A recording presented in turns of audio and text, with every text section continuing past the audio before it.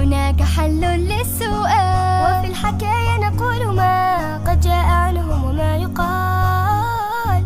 نقول بعض صفاتهم ونبذة عن طباعهم، لنقتدي من حياتهم، وفي الأخير لنا سؤال.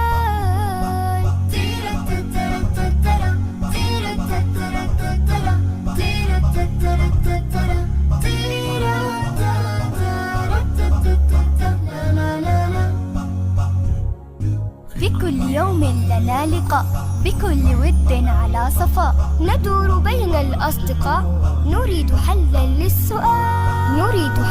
للسؤال. في كل حال